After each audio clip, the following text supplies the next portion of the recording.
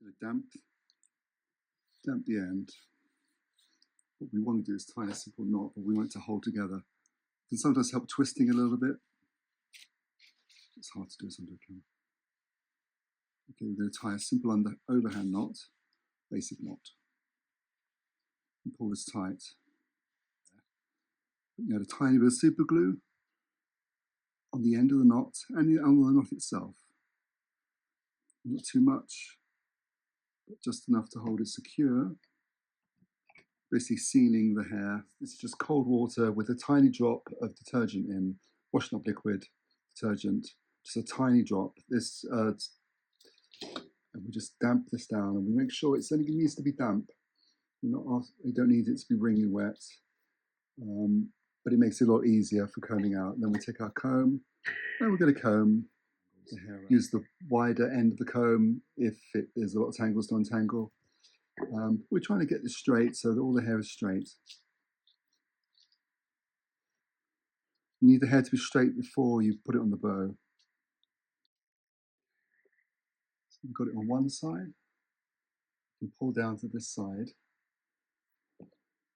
The first thing we need to do is to comb it through. So we've already detangled it. Now what we need to do, what we're aiming for, is when we sight down the bow, so the hair is as straight as we can get it. This is before we do the tying stage, so this does make it quite challenging before we tie any knots. At the same time, we need to make sure the bow is going to be under tension when it's tied, and it has to burn just slightly more than it's without breaking the bow, of course, which is always very challenging.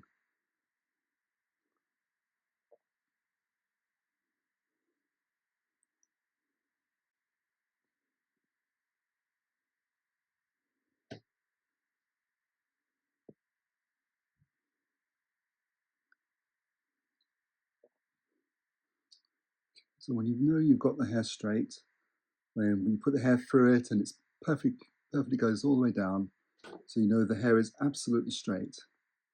Now you have to tie a knot, which is, this is the tricky part, and you might need an extra pair of hands to do this. You need to hold the bow at slight tension, and you need to tie a knot that's about 1 centimeter below where the hole is.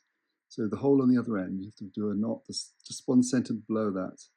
Now this is where you may have to re-wet the hair a couple of times to do this correctly.